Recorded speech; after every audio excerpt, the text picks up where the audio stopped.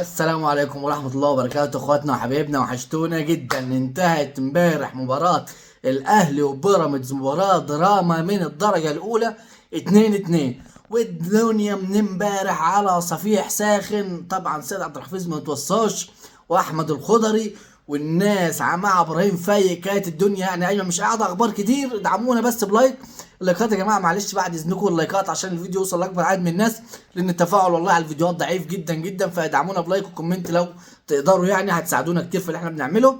الحمد لله احنا في بوادر. شوف الاداره لما بتدعم، ندعم بصفقتين الفرقه شكلها بيتعدل، بغض النظر عن العك الكروي اللي عمله كولر في الشوط الاول، لانه كولر كده ما قداموش حجه.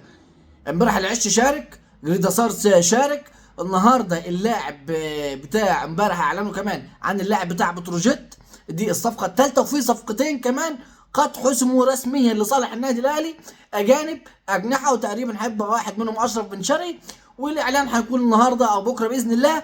بس احنا من زمان ما شفناش اداء كده للاعيبه جديده على النادي الاهلي، والناس من اول مره بتحط بصمه، والناس من اول مره بيكون لها وجود. كريم الدبيس، شكر خاص لكريم الدبيس. زي ما دايما كنا بننتقد كريم الدبيس في ادائه في الملعب، كريم الدبيس راجل حماسي، راجل بيلعب كوره، راجل دمه حامي على النادي الاهلي وعلى تيشيرت النادي الاهلي. انا بشوف كريم الدبيس بصراحه من اللعيبه اللي لها مستقبل هايل، وخساره كريم الدبيس والله العظيم يمشي من النادي الاهلي او يطلع من النادي.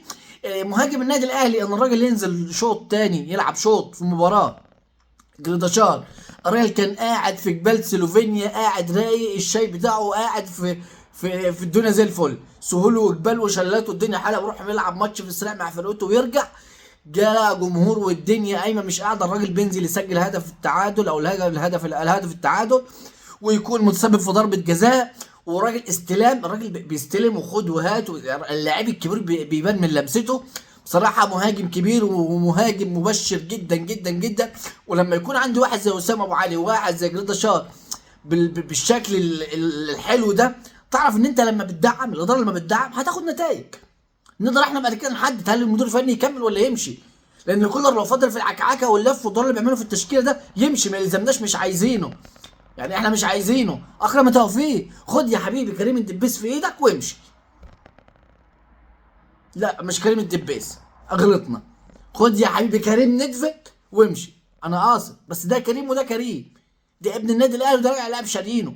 بس شوف كريم الدبيس بيقدم اداء ازاي، وكريم ندفت بيعمل اداء ازاي. خد يا اكرم كريم ندفت معاك يا حبيبي، واطلعوا على خطر توكلوا على الله من النهارده، ما تقعدوش اكتر من كده في النادي. اللاعب اللي مش هيقدر يدي اكتر من كده اتفضل يخرج بره النادي، احنا ما لزمناش حد. احنا كان فين التدعيمات دي من بدري؟ ما كناش دخلنا مرحله الهبوط الحاد في الاداء اللي فاتت. يعني مرحله ان هبوط حاد في اداء الفرقه من قله الناس. امبارح انا بطلع ياسر مصاب، انا مش لاقي مدافع. احنا محتاجين تدعيمات. رامي ربيعه، اقف مع نفسك يا رامي، اقف مع نفسك يا رامي. انت وياسر بتلبسوا بعض في حيط، انت وياسر بتوقعوا بعض، انت وياسر ضاربين دفاع النادي الاهلي. ترجع الناس بالسلامه، يرجع اشرف داري بالسلامه، ندعم بكمان مدافع. العش اوعى، العش حاجه تحفه، العش ولد تقيل. وانا بحكم على شخصيه، على شخصيه اللاعب، شخصيه اللاعب اللي يقدر يجي يلعب في النادي الاهلي وضغط جماهيري، ويبقى بالهدوء ده وراسي، والراجل مش مضغوط وبيقدم كورته اللي متعود عليها. ولد بصراحه حاجه مبشره. الصفقتين اللي شاركوا امبارح مع النادي الاهلي، بالنسبه ان هو ما لحقوش ياخدوا يدوا مع الفرقه، لا اداء مبشر، اداء مبشر جدا جدا جدا جدا. بالنسبه للطرد، الناس بتتكلم كتير على موضوع الطرد، انا من وجهه نظري شايف طرد مباشر. انت داخل، راجل داخل بكوعك كده، انت مالكش اي نسبه في الالتحام على الكره بعيد خالص، الكره بعيد خالص. رامي ربيعه مع نفس الحكم في نفس اللعبه مع نفس النادي مع نفس اللاعب، بس يمكن ما كانش نفس الحكم. احمد توفيق السنه اللي فاتت قبل اللي فاتت، وكان احمد توفيق ورا رامي ربيعه، وطلع رامي ربيعه بياخد الكره وعمل كده، الراجل اتطرد رامي ربيعه في الدقيقه 17. ما حدش اتكلم، وطلعنا عيطنا ووقعنا ورفصنا في الارض. الناس بتطلع تحرق لغه كتير، والله العظيم الناس بتطلع تحرق لغه كتير كتير كتير. يعني الصفقات جايه، الصفقات الاجنبيه جايه، والناس هترجع من الاصابه. طاهر هيرجع، وعطيه الله هيرجع، اشرف داري هيرجع، الفرقه هتتلم. امام شايل الفرقه بقاله 3 4 ماتشات. انا ما عنديش مشكله خالص ان امام امبارح ضيع ضربه الجزاء، عادي بتاع. وبعدين ده عدم توفيق، يعني مش حاططها برعونه ولا حاططها وحشه، ده عدم توفيق. الكره حطها وجت في العارضه.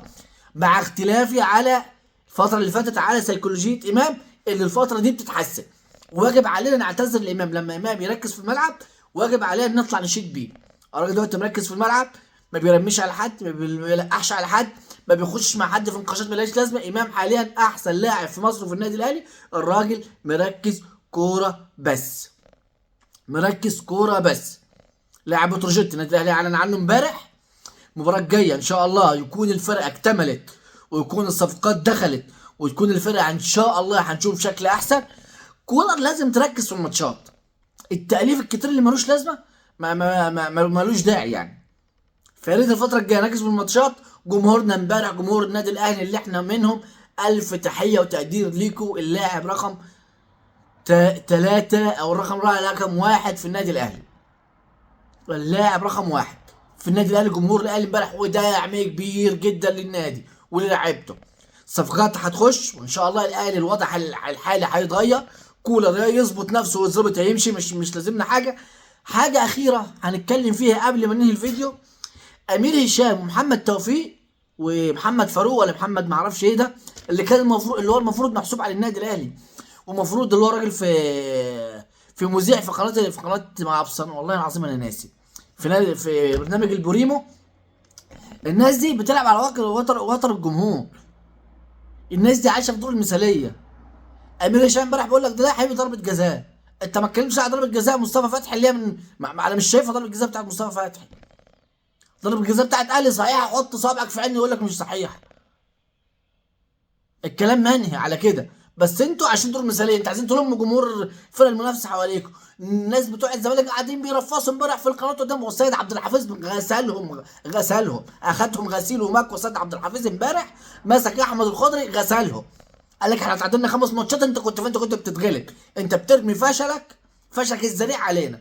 ما ركبتش الدوري ليه؟ ما تصدرتش الدوري ليه؟ السيد عبد الحفيظ بيتكلم كلام في صميم الموضوع، والله مش مناكفه، والله مش تحفيل. هو راجل بيتكلم بجد. احنا لعبنا 10 ماتشات عدلنا 5، انت فين في الخمسه؟ يعني انت فين في الخمسه؟ وتقول لي بس التحكيم موجه. حكم الفار اللي رجع حكم الساحه. فيا ريت كل واحد بس يركز في المشاكل اللي عنده قبل ما تبصوا لنا احنا في اي حاجه. اخواتنا وحبايبنا دي كانت اهم واخر الاخبار بتاعت امبارح. ادعمونا بلايك يا جماعه، اللايكات لو سمحتوا، وتعليق حلو من اخواتنا وحبايبنا عشان الفيديو يوصل لاكبر عدد من الناس. واشوفكم الفيديو الجاي ان شاء الله. السلام عليكم. سلام.